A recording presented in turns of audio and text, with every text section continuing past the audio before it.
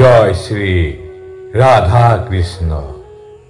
প্ৰায় ৫,০০০ বছৰ আগত ভগৱান শ্ৰীকৃষ্ণ এই ধৰাতলৰ পৰা তিৰোভাৱ হোৱাৰ কিছু বছৰ পাছত শৌনক মুনিৰ তত্ত্বাৱধানত ঋষি মুনিসকলে এক বিশাল যজ্ঞ কৰিবলৈ নৈমিষাৰণ্যত একত্ৰিত হৈছিল। নৈমিষাৰণ্য অন্যতম পবিত্ৰ স্থান।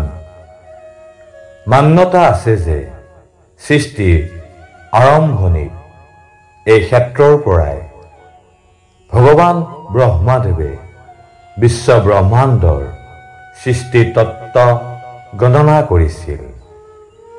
লাইফ এণ্ড গড চেনেলটোলৈ সকলো ভক্তবৃন্দকে স্বাগতম জনাইছোঁ।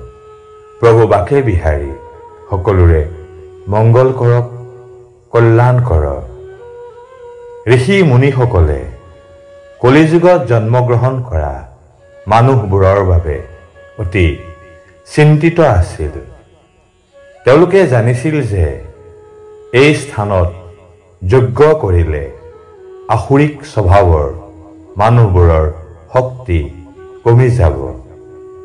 তেওঁলোকে এই কথাও জানিছিল যে সমস্ত শাস্ত্ৰত কলি যুগৰ বাবে কেৱল এটা যজ্ঞৰ কথাই কোৱা হৈছে আৰু সেয়া হৈছে সংকীৰ্তন যজ্ঞ, অৰ্থাৎ পৰম পুৰুষোত্তম ভগৱানৰ পবিত্ৰ নাম মহিমাৰ কীৰ্তন আৰু শ্ৰৱণ। তেওঁলোকে মহামুনি শ্ৰী সুত গোস্বামীক সন্মানপূৰ্বকভাৱে আসনত বহুৱালে আৰু সুধিলে, হে সুত গোস্বামী, কৃপা কৰি আমাক জনাওক, আপোনাৰ মত অনুসৰি কোনটো কাৰ্য মানুহৰ বাবে পৰম কল্যাণময়। এই কলিযুগত মানুহৰ আয়ুস কম, তেওঁলোকে হাই কাজিয়া কৰি থাকে, এলেহুৱা, মতিভ্ৰম, দুৰ্ভগীয়া আৰু সদায় অস্থিৰ। তেতিয়া মহামুনি সুত গোস্বামীয়ে প্ৰথমে তেওঁৰ আধ্যাত্মিক গুৰু শ্ৰীল শুক গোস্বামীৰ চৰণত সেৱা জনাই উত্তৰ দিলে, হে ঋষিসকল, আপোনালোকৰ প্ৰশ্ন অতি উত্তম, কাৰণ ই ভগৱান শ্ৰীকৃষ্ণৰ লগত সম্বন্ধিত। ইয়াত সমস্ত জগতৰ পৰম কল্যাণ জড়িত হৈ আছে। পৰমেশ্বৰ শ্ৰীকৃষ্ণৰ দিব্য প্ৰেমময় সেৱা কৰাই সমস্ত মানৱ জাতিৰ ধৰ্ম বা সৰ্বোচ্চ কৰ্তব্য। ভক্তিযোগ হ'ল শ্ৰেষ্ঠ আৰু সম্পূৰ্ণ আধ্যাত্মিক কাৰ্য, আৰু যিজনে ভক্তি যোগ পালন কৰে তেওঁ স্বাভাৱিকতে দিব্য জ্ঞান লাভ কৰে আৰু ভৌতিক পৃথিৱীৰ পৰা মুক্তি লাভ কৰে। আমি যিমানেই উদ্যমী নহওঁ কিয়, আমাৰ সকলো কাৰ্য বিফলে যাব যদিহে পৰমেশ্বৰৰ গুণ নাম হৃদয়ত শ্ৰৱণ কৰাৰ প্ৰতি আকৰ্ষিত নহওঁ। কাৰণ মানৱ জীৱন আত্মোপলব্ধিৰ বাবে ভৌতিক ধন সম্পদ আহৰণৰ বাবে নহয়। ভৌতিক ধন সম্পদ আহৰণ কৰিয়ে কেৱল সময়ৰ অপব্যৱহাৰ কৰা উচিত নহয়। জীৱৰ সৰ্বোচ্চ লক্ষ্য হোৱা উচিত পৰম পুৰুষোত্তম ভগৱানক প্ৰসন্ন কৰা, স্মৰণ কৰা, তেওঁৰ পূজা কৰা।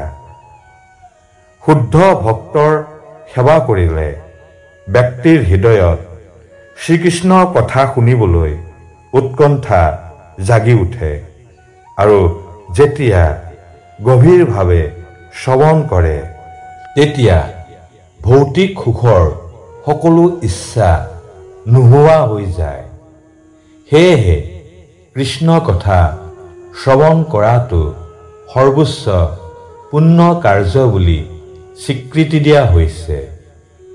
যেতিয়া সকলো অশুভ শক্তি ধ্বংস হৈ হৃদয় পৰিষ্কাৰ হয়, তেতিয়া অনুভৱ হয় সৰ্বশক্তিমান ভগৱান শ্ৰীকৃষ্ণক স্মৰণ তথা সেৱা কৰাই পৰম সত্য।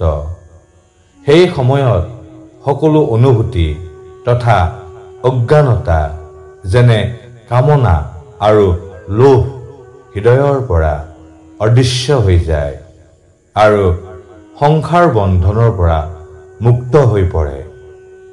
এই সময়ত ভক্তই অন্তৰাত্মাৰ সত্য স্বৰূপ আৰু ভগৱানৰ নিত্য সেৱক ৰূপে নিজৰ স্থিতি স্পষ্ট ৰূপত দেখা পায় আৰু ভগৱানৰ ওচৰত নিজকে অনন্ত কাললৈ অৰ্পণ কৰিব পাৰে।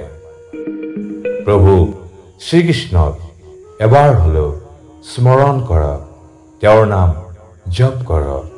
প্ৰভু বাকে বিহাৰীৰ ওপৰত সম্পূৰ্ণ বিশ্বাস আৰু আস্থা ৰাখক আৰু সুখী হওক। জয় প্ৰভু জগন্নাথ। হৰে কৃষ্ণ হৰে কৃষ্ণ হৰে কৃষ্ণ।